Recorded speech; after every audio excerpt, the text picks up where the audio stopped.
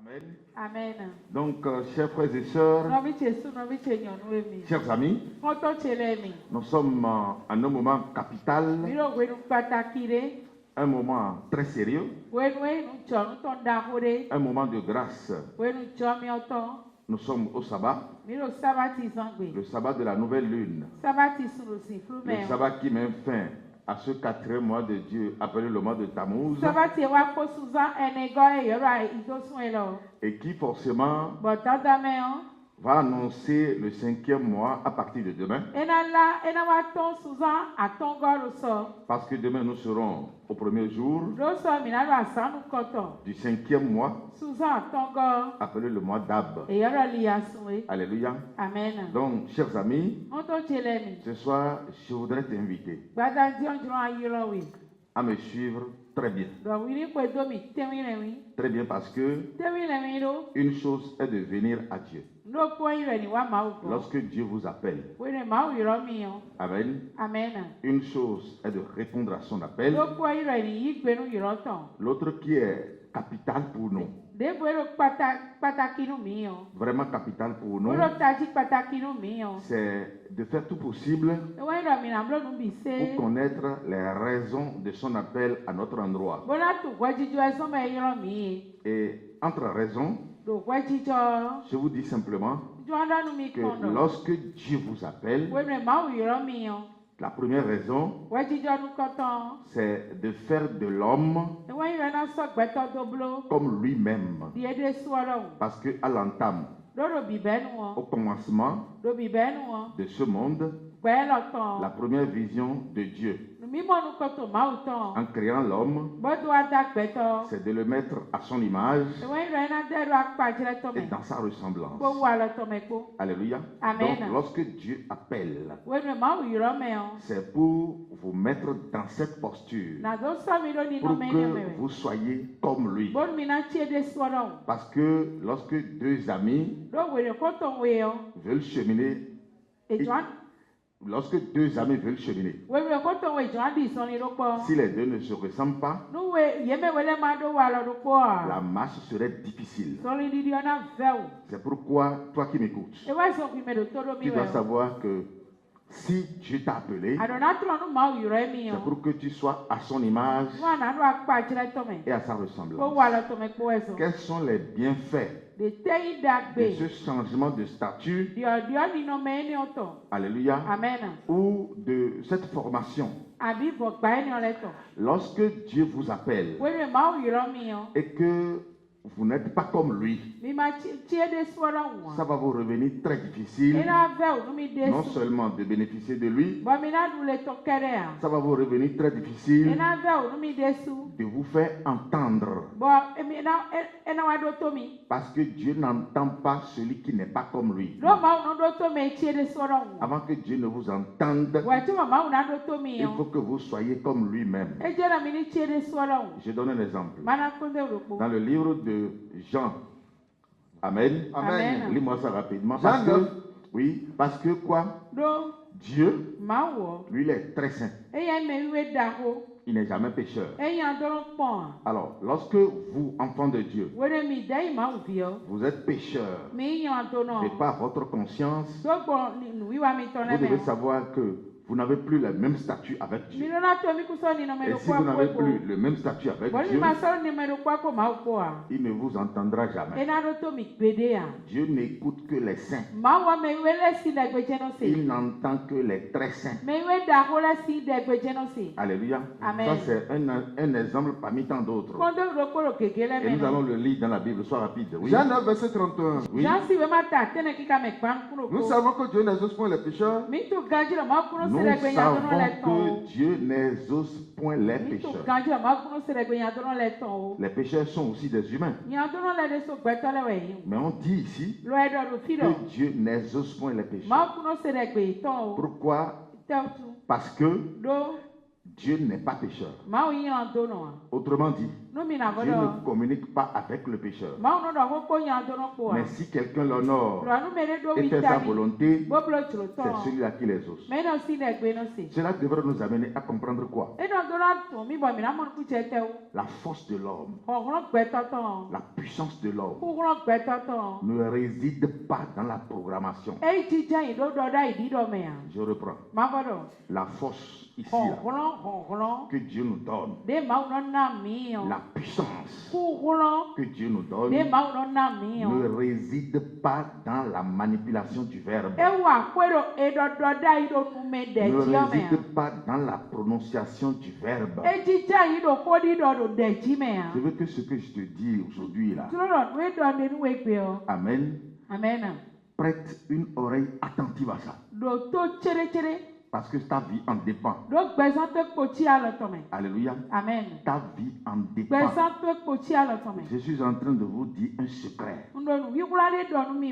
La puissance de l'enfant de Dieu en Dieu.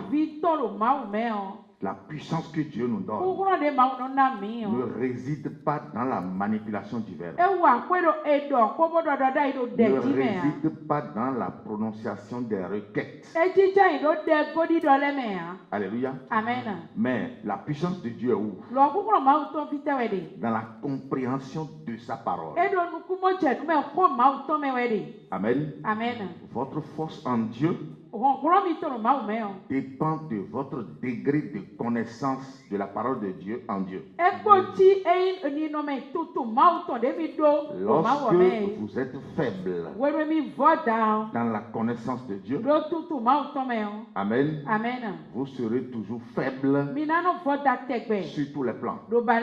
Vous ne serez jamais puissant. Mais lorsque vous êtes fort dans la connaissance de la parole de Dieu, même si vous vous taisez, même si vous fermez la bouche, vous serez toujours fort.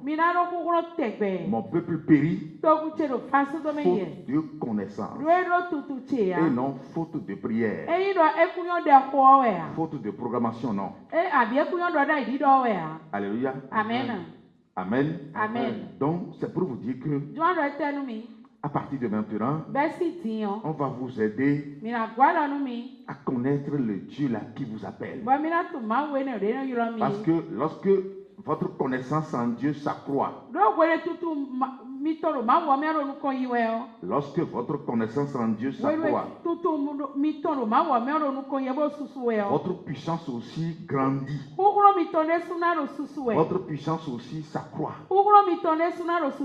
Et lorsque la croissance vous saisit de cette manière, personne ne pourra vous ébranler. Personne ne pourra vous déboussoler.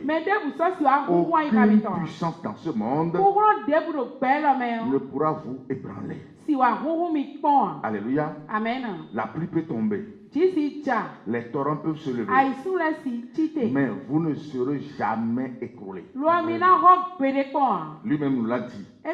Dans le livre de Zacharie, il dit, ce n'est pas par la force, ni par la puissance, mais c'est par mon esprit. L'esprit de Dieu s'accroît en l'homme lorsque la connaissance de la parole de Dieu aussi s'accroît en toi.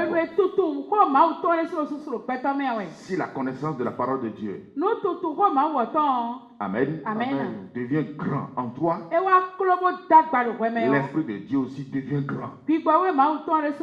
Mais si la connaissance est totalement au bas de l'échelle, l'esprit de Dieu est rabougri.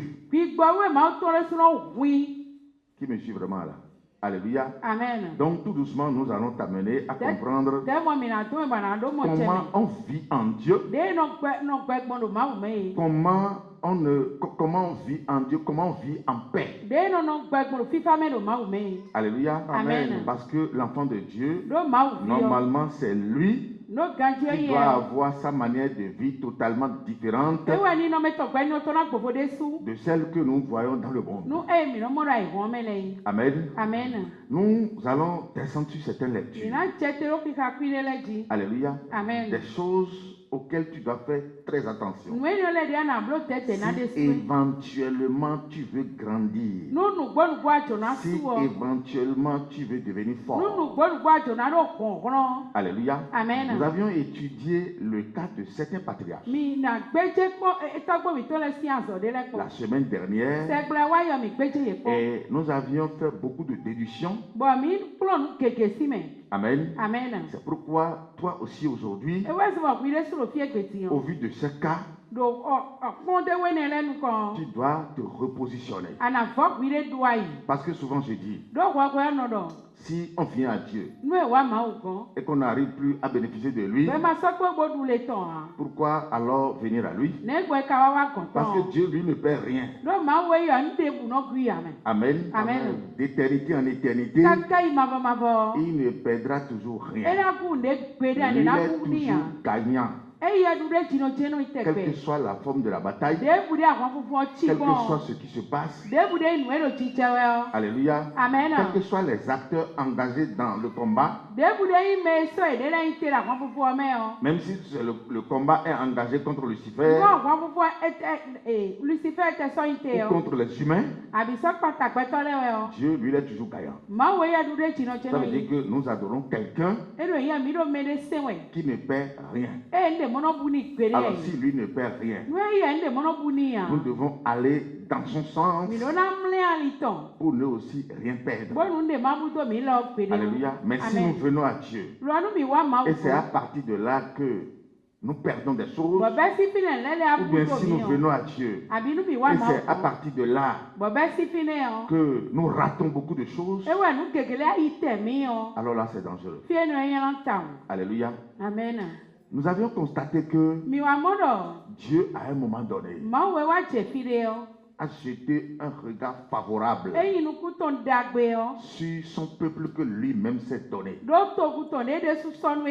Ce peuple, de par la faute de son aïeul, était allé en esclavage. Alléluia. Amen. Il s'agit du peuple d'Israël. Ce peuple était en esclavage. Et de par cette promesse aussi que Dieu avait faite à Abraham, à un moment donné, Dieu a décidé d'aller le sauver. Ce n'est pas un individu qui l'a convoqué ou lui a imposé quoi que ce soit. C'est Dieu lui-même qui a décidé d'aller sauver le peuple.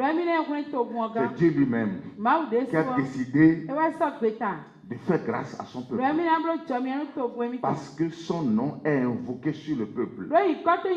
Malgré que en ce temps, le peuple en question ne le connaissait pas, mais son nom était invoqué sur lui. Alléluia. Amen. Et c'est pour donner cet honneur à son nom qu'il a décidé d'aller sauver le peuple. Alléluia. Amen. Si nous faisons une étude comparative vis-à-vis de nous aussi aujourd'hui, nous sommes aussi ce peuple à l'heure d'aujourd'hui à qui Dieu a fait grâce parce que son nom était invoqué sur nous quand nous étions même dans l'idolâtrie. Sinon, comment comprendre que malgré le nombre des individus dans vos familles, pourquoi c'est seulement nous? Pourquoi c'est seulement toi? Pourquoi c'est pas tous les membres de ta famille? Ça voudra dire quoi? C'est parce que le nom de Dieu, par grâce, pas parce que tu sais faire quelque chose, par grâce, son nom était invoqué sur toi avant que tu ne naisses. Alléluia. Amen. C'est pourquoi il t'a prédestiné au salut.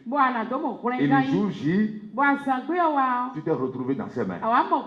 Comme le peuple d'Israël aussi en son temps.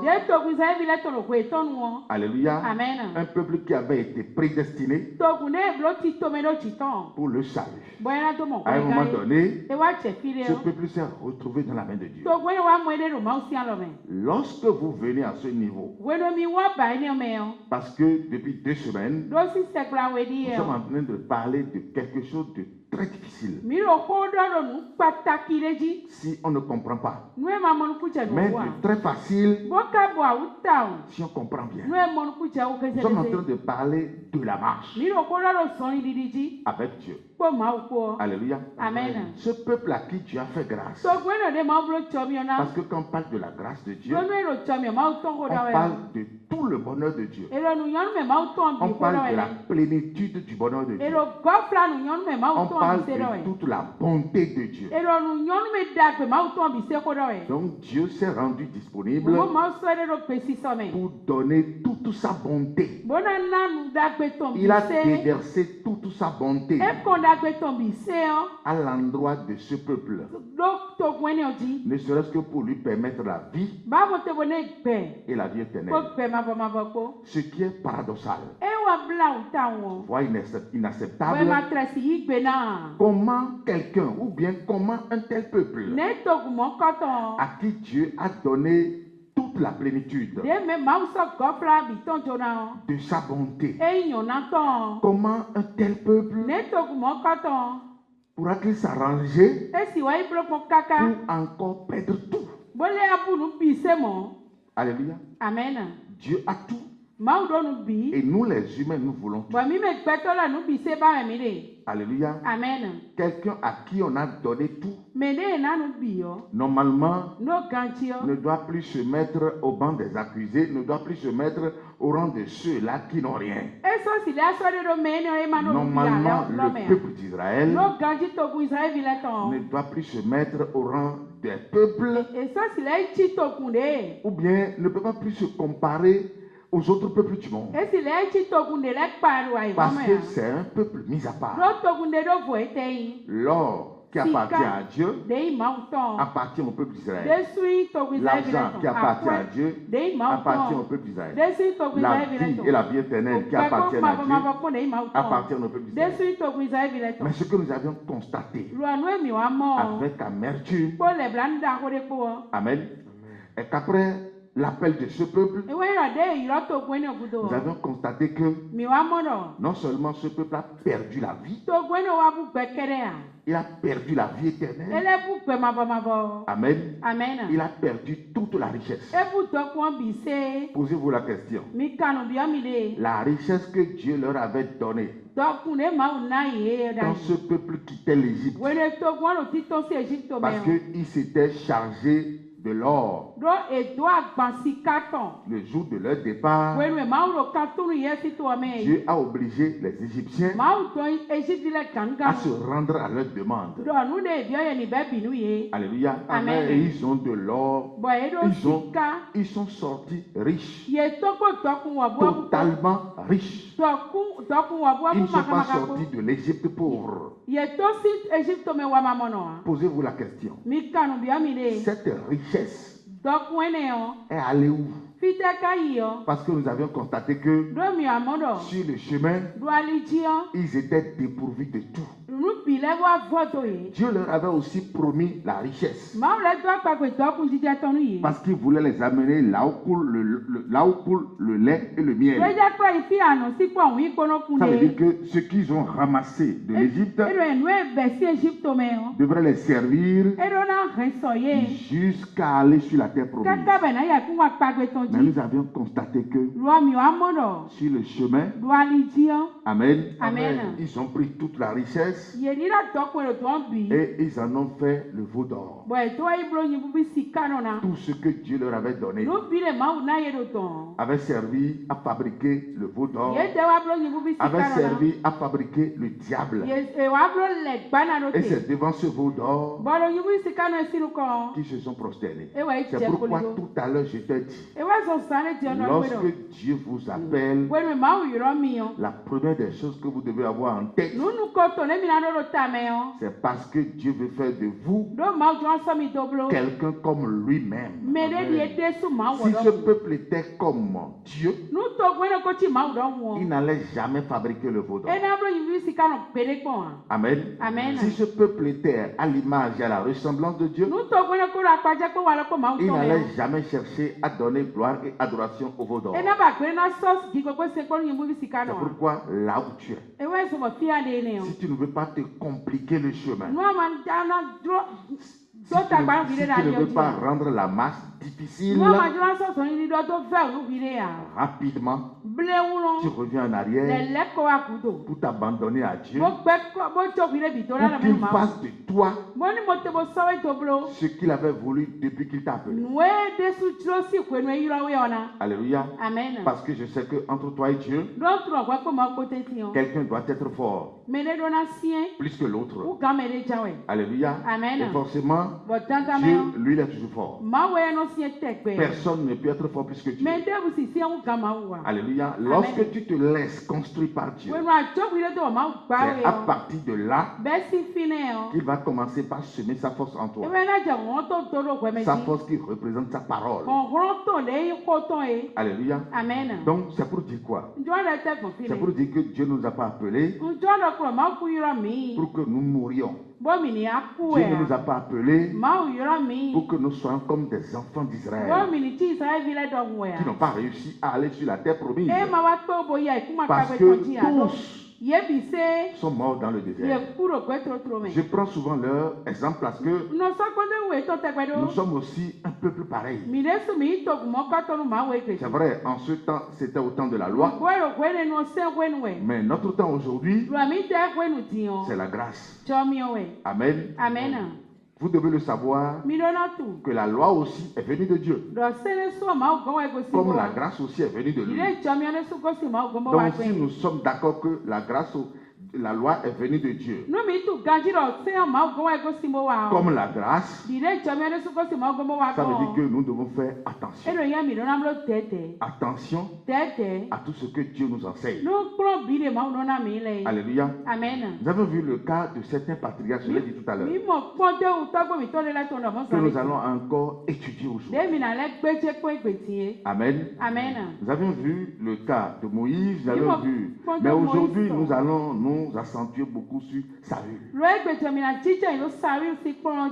Saül, pourquoi? Parce que souvent nous chantons son histoire.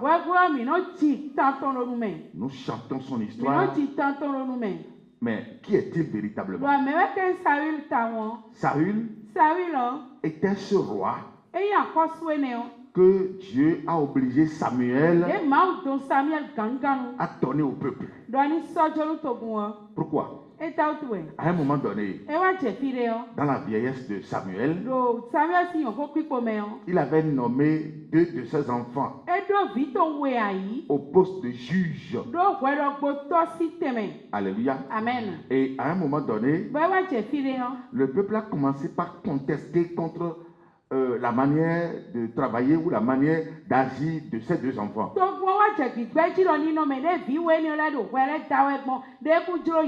Amen. Amen. Et rapidement, le peuple a demandé à Samuel de lui donner un roi comme les autres peuples.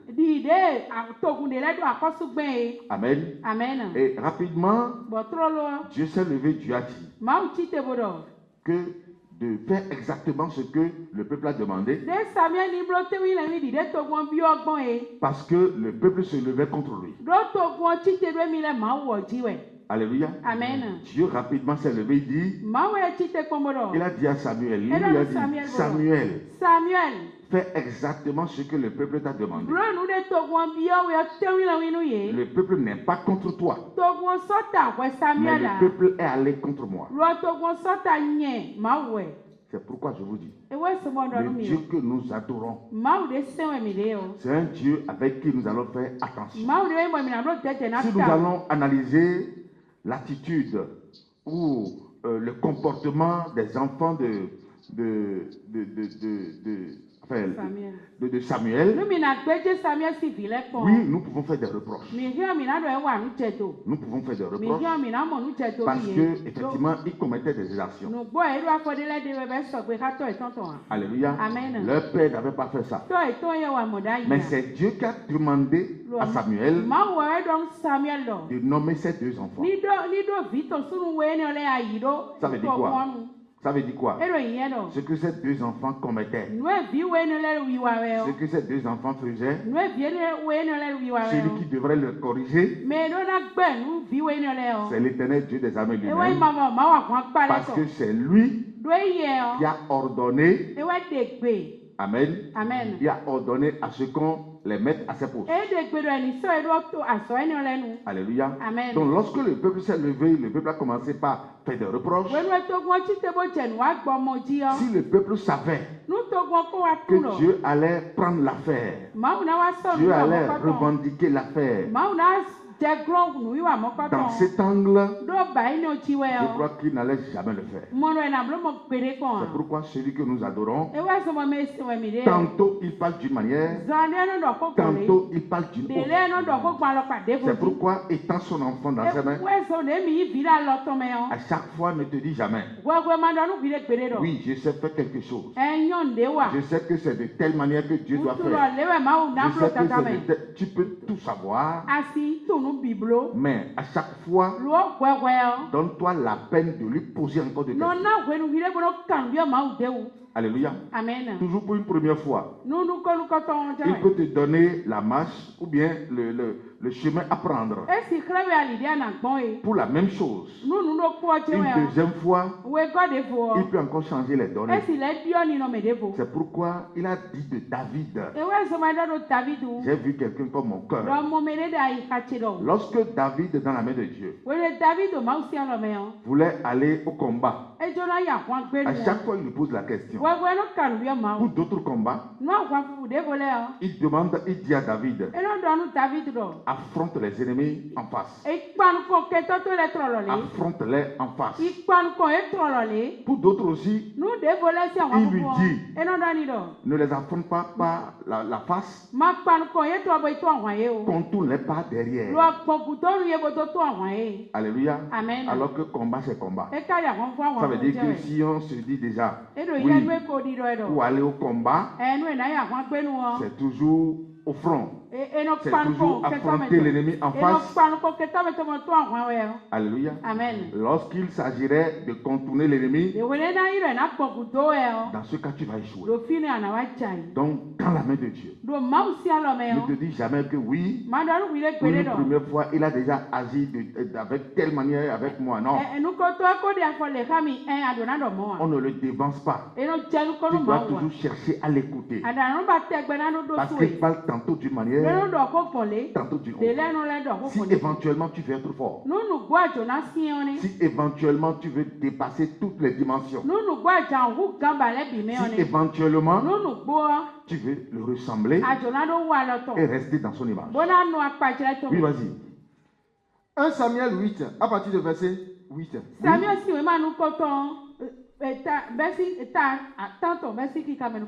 Samuel vit avec des plaisirs qu'il disait,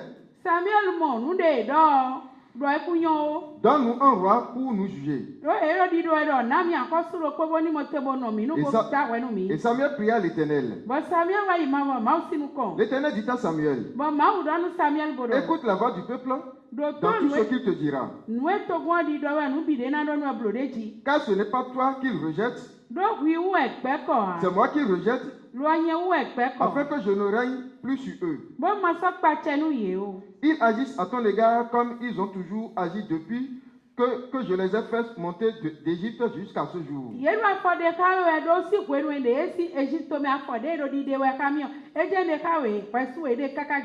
Ils m'ont abandonné pour servir d'autres dieux. Écoute donc leur voix, mais donne-leur des avertissements et fais-leur connaître le droit du roi qui régnera sur eux. Samuel rapporta toutes les paroles de l'Éternel au peuple qui lui demandait un roi. Verset 19. Le peuple refusa d'écouter la voix de Samuel. Non, dit-il.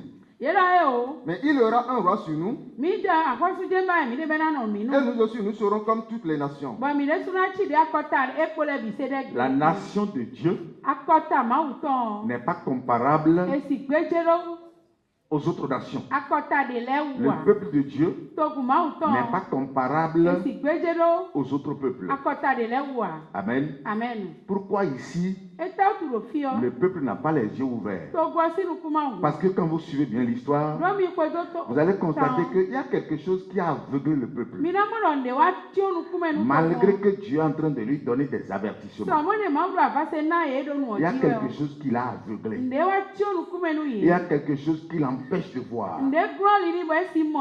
C'est pourquoi toi qui m'écoutes, Amen. Dieu va toujours te faire grâce. Et tu vas toujours bien voir. Parce que lorsque spirituellement on devient aveugle, Amen. On ne sait plus quand est-ce que le danger vient et à quelle distance on est avec le danger. Le peuple ici ne sait plus ce qu'il demande malgré les avertissements de Dieu. Le roi ici, Dieu a dit au peuple, c'est un roi qui va vous maltraiter. C'est un roi qui va s'accaparer de vos enfants. C'est un roi qui va vous mépriser. C'est un roi qui va vous priver de vos droits. Alléluia. Amen. Et le peuple dit, non, nous ne voulons pas entendre ça. Nous ne voulons pas entendre le conseil de Dieu. Mais nous voulons quand même un roi. Nous voulons un roi comme les autres nations. Alléluia. Amen. Lorsque la disgrâce saisit, c'est comme ça on perd la visibilité sur ce qui devrait vous donner la vie. Amen. L'affaire est remontée jusqu'au niveau de Dieu. Et Dieu rapidement s'est saisi de l'affaire et dit, Samuel, le peuple n'est pas contre toi. Le peuple est contre moi parce qu'il a été toujours et depuis longtemps. Il m'a abandonné. Il avait commis l'idolâtrie. Il ne veut pas que je règne sur lui. Qui me suit vraiment là? Alléluia. Amen. Écoutez, sur le peuple de Dieu, je crois que c'est Dieu qui doit y régner. C'est Dieu qui doit régner sur son peuple.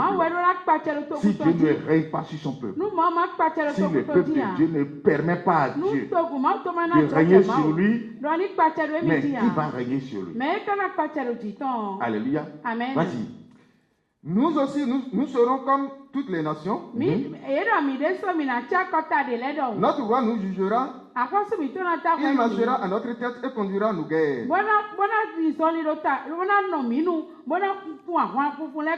Samuel, après avoir entendu toutes les paroles du peuple, le redit aux oreilles de l'Éternel. Et l'Éternel dit à Samuel, écoute leur voix et établis un roi sur eux. Et Samuel dit aux hommes d'Israël, allez-en chacun dans sa ville. Chapitre 9. Il y avait un homme de Benjamin nommé Kis, fils d'Abiel. Amen. Chers amis, ce que nous voulons lire ici est cœur. Amen. Voilà l'histoire qui doit amener Saül. Voilà l'histoire. Voilà la demande du peuple. Amen. Et le roi a dit, l'Éternel a dit, le roi qui viendra sur vous serait un mauvais roi. Serait un roi qui va vous priver de vos droits. Le peuple a dit, nous voulons ce roi. Amen. Et c'est ça qui va amener Saül. Autrement dit, Saül qui sera conduit ici maintenant, qui sera conduit pour devenir roi du peuple d'Israël. Alléluia. Amen. Sera conduit par qui? Amen. C'est une question. Saül sera conduit par qui? Parce que ici, il est un mauvais roi. Et c'est le peuple qui a demandé. C'est la volonté du peuple. Malgré les avertissements de Dieu, c'est ce que le peuple a décidé. Et c'est un mauvais roi qui doit tuer, qui doit commettre de malversations, qui sera hostile au peuple. Lorsque Saül sera roi du peuple, j'ai demandé à savoir, ce serait sous la volonté de qui? De la volonté de Dieu ou bien de la volonté du peuple? De la volonté de... C'est pourquoi nous devons toujours faire attention. Donc Saül qui sera conduit ici maintenant ne viendrait pas des desseins de Dieu. Mais c'est parce que le peuple a demandé. Et pour le punir, Dieu va lui présenter Saül.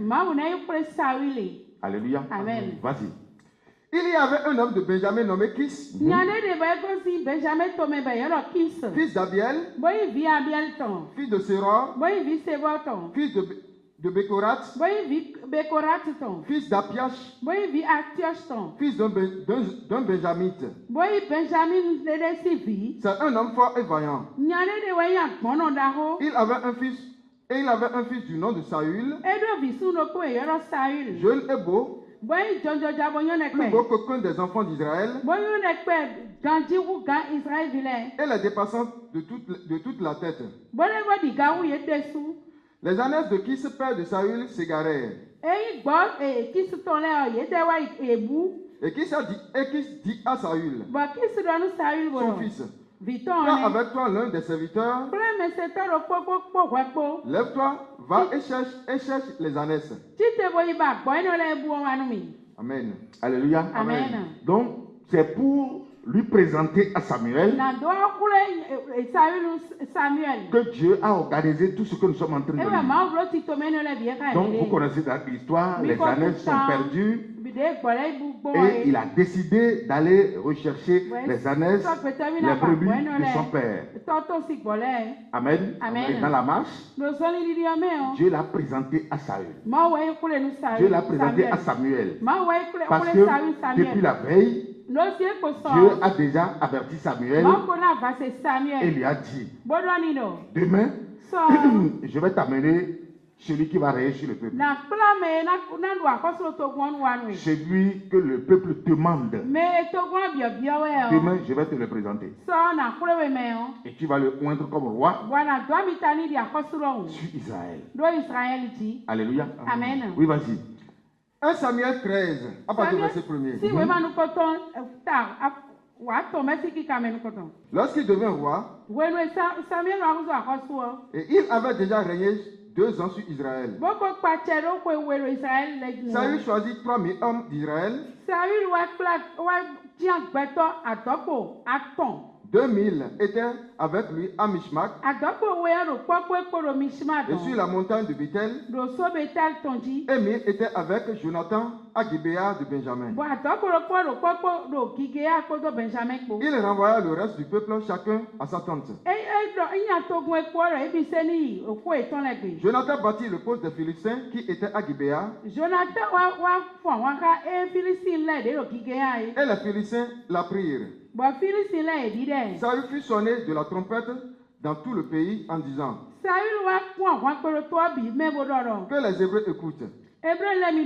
Tout Israël entendit que l'on disait, Saül a battu le poste des Philistins, et Israël se rend odieux aux Philistins. Et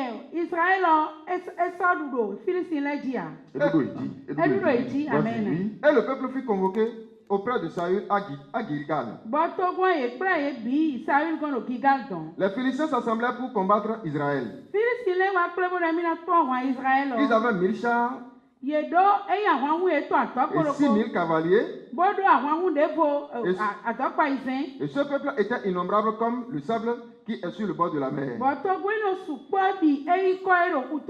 Amen. Amen. Première difficulté, c'est quoi? Lorsque le peuple d'Israël est attaqué, lorsque le peuple d'Israël est attaqué, qui combat pour lui? C'est qui? C'est son Dieu.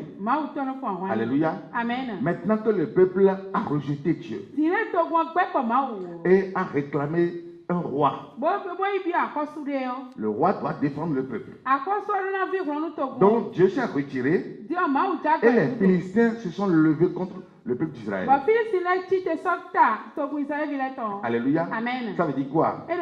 Au lieu que ce soit Dieu qui défende le peuple, comme le peuple ne veut plus que Dieu règne sur lui, c'est Saül qui doit le défendre. Alors que Saül ici, Amen. Amen. Saül ne peut pas faire du bien au peuple. Dieu a déjà dit au peuple que le roi que vous demandez doit vous faire du mal. C'est pourquoi je te le redis.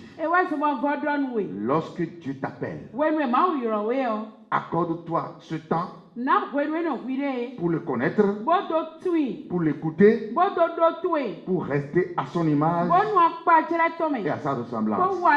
C'est à partir de là que tu auras tout. Amen. Amen. L'enfant de Dieu, son avenir c'est dans la main de Dieu. L'enfant de Dieu n'est pas béni parce qu'il est calculateur, non. L'enfant de Dieu n'est pas béni parce qu'il est sachant, parce qu'il sait faire quelque chose, non.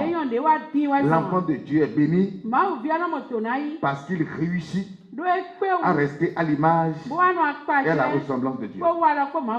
Amen. Amen. Le peuple a déjà quitté la ressemblance de Dieu. Le peuple ici a déjà quitté l'image de Dieu sans le savoir. Sans le savoir.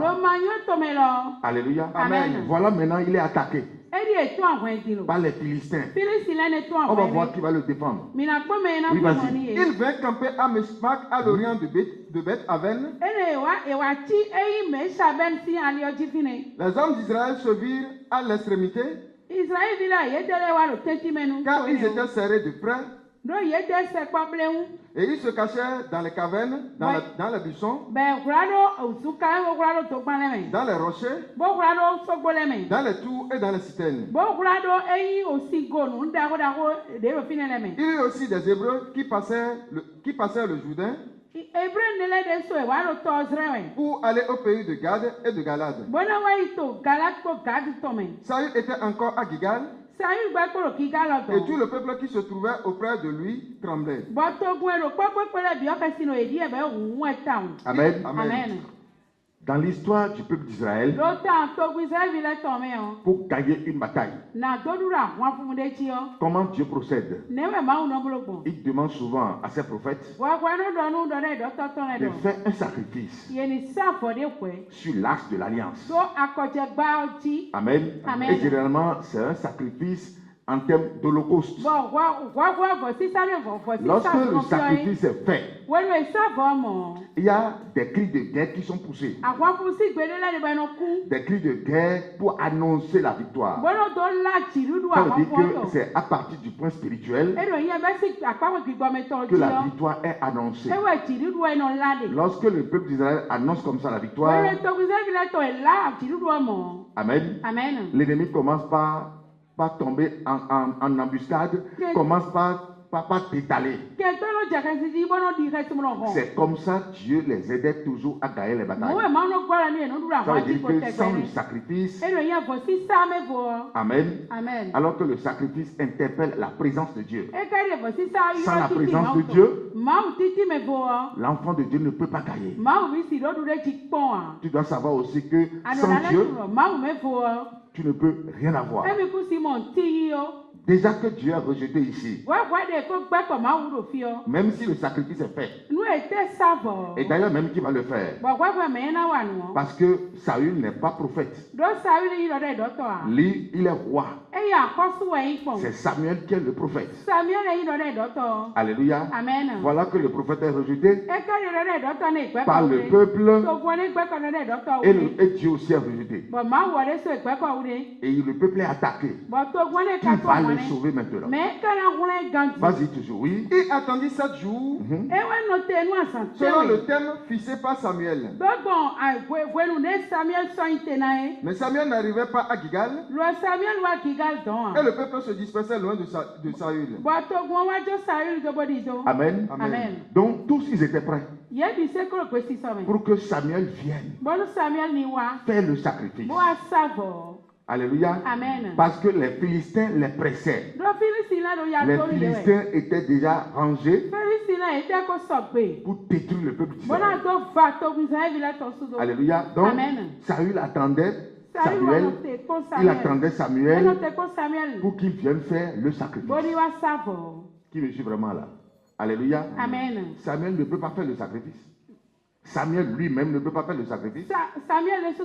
Parce qu'il va faire le sacrifice à qui? Parce que lorsque le sacrifice est fait, il faut que Dieu l'agrée d'abord. Si Dieu ne l'agrée pas, ça veut dire que c'est nul, c'est annulé. Et Saül, lui, ne peut pas faire le sacrifice. Alléluia. Amen. Vas-y, oui. Alors Saül dit, amenez-moi l'holocauste et les sacrifices d'action de grâce. Et il offrit l'holocauste. Comme il achevait d'offrir l'holocauste, voici Samuel arriva et Saül sortit au-devant de lui pour le saluer. Alléluia. Amen. Chers amis, nous devons faire attention. Alléluia. Amen. Saül ne peut pas faire le sacrifice. Le sacrifice doit être fait par Samuel. Pourquoi il a fait le sacrifice ici? Parce qu'il a peur. Il a peur des ennemis. Parce que Dieu n'est plus au milieu du peuple. Parce que le peuple n'est plus à l'image et à la ressemblance de Dieu. Le peuple ne marche plus dans le même sens avec Dieu. Le peuple a déjà rejeté Dieu depuis. En rejetant les 2 enfants de Samuel, le peuple a déjà rejeté Dieu sans le savoir. En demandant à avoir un autre roi, le peuple a déjà rejeté Dieu sans le savoir. Alléluia. Amen. Et parce que Samuel a tardé un peu, on a constaté maintenant que Saül, lui, a fait le sacrifice. Lui, il est le roi. Lui ne peut pas présenter un sacrifice à Dieu qui sera agréé en faveur du peuple jamais. Parce que la fonction de sacrificateur est différente de la fonction de roi. Le roi, lui, gouverne la royauté, mais le sacrificateur, c'est lui qui gère le principe de sacrificature. C'est lui qui est spécialisé pour présenter le sacrifice à Dieu. Alléluia. Amen. Quelles conséquences nous sommes en train de tirer dans tout ceci? Lorsqu'un peuple n'écoute pas son Dieu, lorsqu'un peuple n'arrive pas à demeurer dans l'image et la ressemblance de son Dieu, voilà les conséquences. Parce que ici, tout ce qui va venir comme impact négatif serait au désavantage du peuple. Alléluia. Amen. Parce que ce que Saül a fait ici va retomber sur le peuple rapidement. Il ne doit pas faire le sacrifice. Amen. Amen. Un roi qui a peur ne peut pas conduire une nation. Alléluia. Il a peur. Alors que c'est Dieu qui donne la certitude à ces rois choisis par lui-même pour aller affronter l'ennemi. Pourquoi Saül n'a pas la certitude? Pourquoi Saül n'a pas cette force que Dieu avait donnée à ses propres rois que lui-même avait choisi? C'est parce que Saül n'est pas venu de la volonté de Dieu, mais il est venu de la volonté du peuple. Alléluia. Amen. Et malgré les avertissements, le peuple a décidé d'avoir toujours un tel roi. Alléluia. Amen. C'est pourquoi, en tant qu'enfant de Dieu, tu dois savoir que la chose qui te sera facile, qui va te permettre d'être fort, d'être puissant, ce n'est pas les requêtes. Amen. Amen. Est-ce que Saül est fort maintenant? Il n'est pas fort. Parce qu'il a peur. Il a peur. Est-ce que le peuple est fort maintenant? Le peuple n'est plus fort. Parce que le peuple est déjà parti. Hein. Le peuple a pris des bandades. Le peuple a fui. La force du peuple, c'est Dieu. Et puisque le peuple a rejeté Dieu, il a rejeté sa force.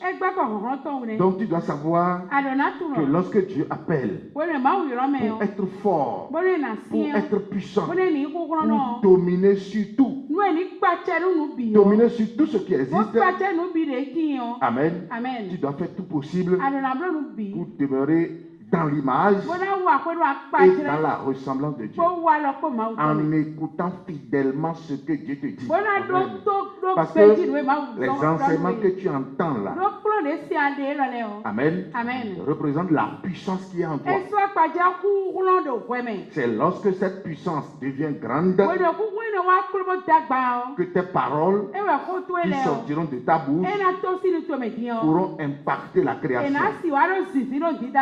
Lorsque les enseignements ne te transforment pas sur le plan spirituel, amen. Lorsque la parole de Dieu ne te transforme pas en un redoutable, lorsque la parole de Dieu en toi n'existe pas, ça veut dire que tu es faible. Ici, tout ce que Dieu a enseigné n'est pas en Saül, n'est pas dans le peuple. C'est pourquoi devant les Philistins, le peuple a fui. Le roi aussi a peur jusqu'à aller commettre encore une autre grosse faute. Parce que ici maintenant le sacrifice qu'il a fait là, il a cherché des problèmes avec Dieu maintenant. Alléluia. Amen. Il a cherché des problèmes. Ça c'est un autre domaine. Ça c'est un autre domaine. Alléluia. Amen. Continue dans la tuerie, sois rapide. Samuel dit, qu'as-tu fait? Saül répondit, lorsque j'ai vu que le peuple se dispersait loin de moi, que tu n'arrivais pas au thème fixé, et que les Philistins étaient assemblés à Mishmak, je me suis dit, les Philistins vont descendre contre moi à Gigal, et je n'ai pas imploré l'Éternel. C'est alors que je me suis fait violence et que j'ai offert l'holocauste.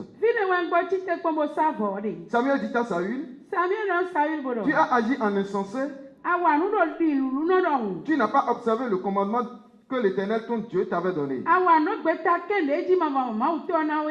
L'Éternel aurait affermi pour toujours ton règne sur Israël.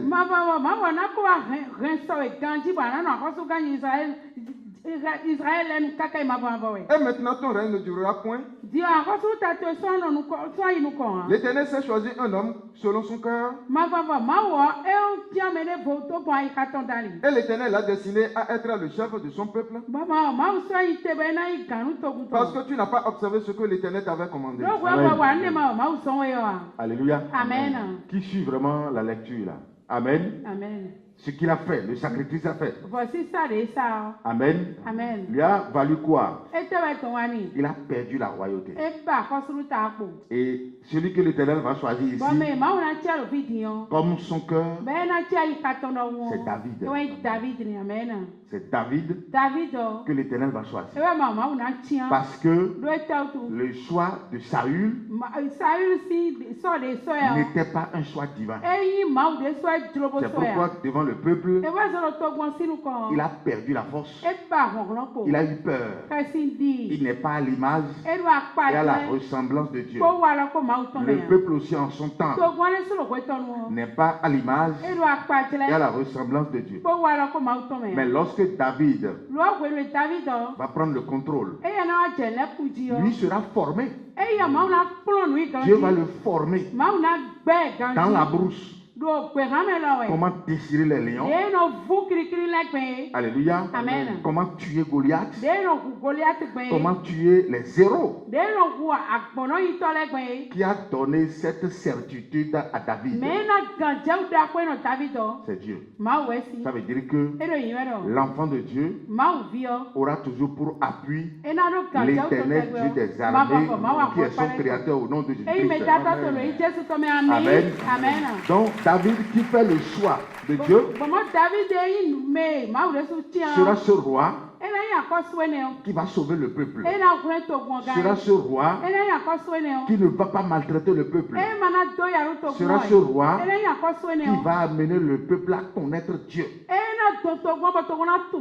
C'est pourquoi j'ai dit tout à l'heure à l'entame que la connaissance de Dieu, la connaissance de la parole de Dieu, c'est ça qui fait la force de l'enfant de Dieu. David a suivi une très belle formation. Dans la brousse, Dieu l'a choisi, Dieu l'a formé, Dieu l'a fait passer par des étapes. Il a appris comment conduire les brebis. Il a appris comment combattre contre les hautes instances. Il a appris comment combattre contre les grandes forces. Étant seul dans la forêt, il n'a jamais eu peur. Alléluia. C'est pourquoi il s'est levé contre Goliath. Malgré qu'il est un enfant, il a dit à Goliath, tu es un incirconcis. Lui connaît déjà la circoncision. Il sait que lui, il est circoncis. Parce que son Dieu est aussi circoncis. Il sait que lui n'est pas pécheur. Parce que son Dieu n'est pas pécheur. Et il a rappelé à Goliath son statut. Il dit, tu es un incirconcis. Aujourd'hui, je vais donner ta tête aux oiseaux des champs. Ça veut dire que non seulement il se connaît, il connaît son Dieu et il sait qu'il est à l'image et à la ressemblance de son Dieu. Ça veut dire qu'il n'a pas peur. Jamais peur de Goliath, malgré la taille de Goliath. Malgré l'apparence de Goliath. Parce que Goliath est un héros. Il est né héros. Alléluia. Amen. Donc, ce petit David l'a vaincu parce que il est venu de Dieu. Allez voir comment Saül est mort. Allez voir comment il a chuté. Donc, c'est pour dire quoi? À partir de maintenant, tout ce que tu t'es donné comme préoccupation dans la tête, tu dois savoir que pour réussir, tu dois être fort. Celui qui n'est pas fort ne peut pas réussir. Je reprends. Pour réussir, tu dois être fort. Celui qui n'est pas fort ne peut pas réussir. Maintenant, pour être fort, ce n'est pas la programmation. Ce n'est pas les requêtes. Alléluia. Amen. Pour être fort, c'est ton degré de compréhension de la parole. La compréhension de la parole de Dieu t'a amené à quel niveau? T'a amené à quel degré? C'est là, c'est à partir de là. Maintenant, si tu es assis à ce niveau, même si tu te tais, tout ce que tu penses viendra à toi.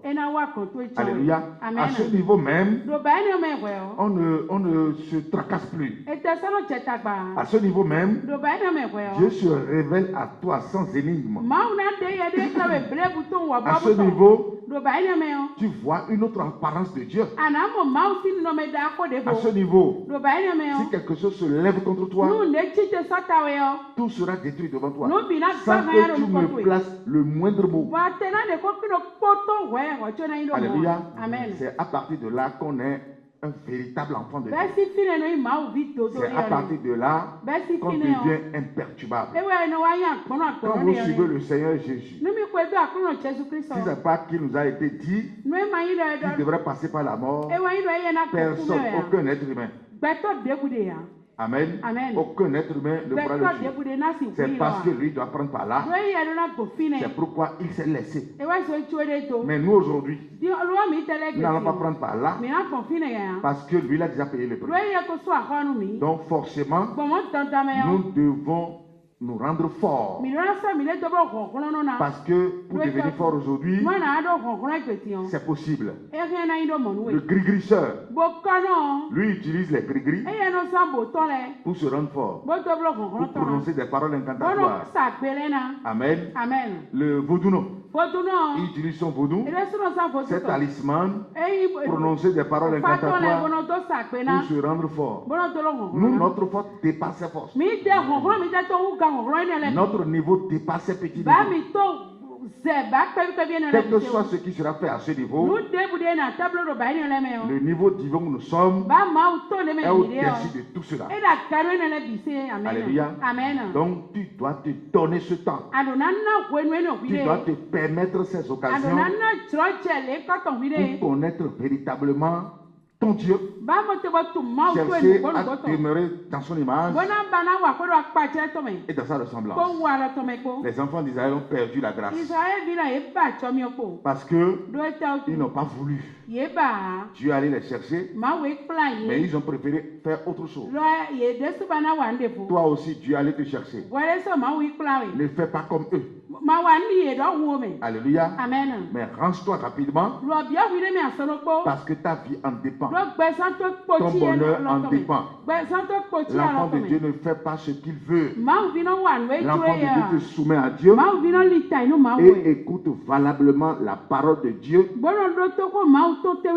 au nom de Jésus-Christ. Alléluia. Donc tu dois savoir que la grâce que Dieu nous a donnée ne va jamais se transformer en disgrâce. Parce que si la grâce se transforme en disgrâce, mon frère, ma soeur, on ne revient plus. Si la grâce que Dieu nous a donnée se transforme en disgrâce. Je vous donne un petit exemple. Un petit exemple. Jean-Baptiste a dit, voici l'agneau de Dieu qui ôte le péché du monde. Ça, c'est la grâce. Parce qu'en ce temps-là, personne ne connaissait Jésus. C'est à lui seul que Dieu a accordé la grâce de l'identifier. Lorsque cette grâce s'est transformée en disgrâce, lui-même Jean-Baptiste est revenu encore. Il a dit, es-tu celui qui doit venir ou devons-nous encore en attendre? Ça veut dire que c'est lui-même qui a bien vu. Mais lorsque la disgrâce a saisi, il a encore perdu. Il y a celui qui est à côté de toi, tu ne perdras rien. Ce que Dieu t'a donné ne sera jamais perdu.